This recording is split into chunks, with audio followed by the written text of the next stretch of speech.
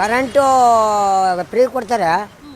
ಬಂದಿದ್ದು ಗಿಲೆಂಟ್ಗೆ 8 ರೂಪಾಯಿ 9 ರೂಪಾಯಿ ಹಾಕೊಂಡು ಜಡಿತಾರೆ. ಹಾಕೊಂಡು ಜಡ್ದಿ ಮಡಗ್ತಾರೆ. ಎಂಡ ಕುಡಿಯೋರಿಗೆ 20 ರೂಪಾಯಿ 30 ರೂಪಾಯಿ ಏರ್ಸಿ ಮಡ್ಗವ್ರೆ. ನಿಮಗೆ ಕೊಡೋದು ನಮ್ಮದು ಜಾಬ್ ನಿನ್ನ ಕಿತ್ತಿ ನಿಮಗೆ ಕೊಡೋದು. ಮಂಜುನಾಥವ್ರೆ ಸೂರಾಗಿದೆ ಸರ್. ರಾಜ್ಯ ಸರ್ಕಾರದಲ್ಲಿ ಗ್ಯಾರಂಟಿ ಕೊಡ್ತೀವಿ ಅಂತವ್ರೆ. ಗ್ಯಾರಂಟಿ ಯಾವುದೂ ಕೊಡೋಕ್ಕಾಗಲ್ಲ ಅವ್ರ ಕೈಯಲ್ಲಿ. ಏನಿದ್ರು ಈ ಸೆಂಟ್ರಲಲ್ಲಿ ಎಲೆಕ್ಷನ್ ಆದ ತಕ್ಷಣವೇ ಇವೆಲ್ಲನೂ ಗ್ಯಾರಂಟಿ ಇದು ಮಾಡ್ತಾರೆ ಅಷ್ಟೇ. ಈಗ ಬಸ್ಸು ಫ್ರೀ ಕೊಟ್ಟರು. ವೈನ್ಸಲ್ಲಿ 120 ರೂಪಾಯಿ ಬಾರಿ MRP ಇರುತ್ತೋ, ಈಗ 210 ರೂಪಾಯಿ. ಆ ಥರ ಎಲ್ಲ ಮಾಡಿದ್ರು. ಈ ಜನಗಳ ಮೇಲೆ ಕೂಡ ಅವ್ರ ದುಡ್ಡು ಅವ್ರು ಕೊಡ್ತಾವ್ರು ಅಷ್ಟೇ. ಏನಂದ್ರೆ ಏನೂ ಇಲ್ಲ. ಜನ ಚೇಂಜ್ ಆಗ್ತಾರೆ ಮೇಡಮ್ ಅವರೇ. ಜನ ಚೇಂಜ್ ಆಗ್ತಾರೆ. ಮಂಜುನಾಥ್ ಅವರು ಭರ್ಜರಿಯಾಗಿ ಗೆಲ್ತಾರೆ. ಇಲ್ಲಿ ಸರ್ಕಾರ ಅಂತಂದ್ರೆ ಎಲ್ಲರೂ ಗ್ಯಾರಂಟಿ ಕೊಟ್ಬಿಟ್ರೆ ಕೆಲಸ ಮಾಡೋರು ಯಾರು ಅವ್ರೆ? ಆಹಾರ ಪದಾರ್ಥ ಜಾಸ್ತಿ ಆಗದೆ, ಎಲ್ಲ ಪದಾರ್ಥ ಜಾಸ್ತಿ ಆದಾಗ ಯಾರು ಇವ್ರು ಗ್ಯಾರಂಟಿ ಕೊಡೋಂದಿದ್ದಾರೆ ಯಾರು?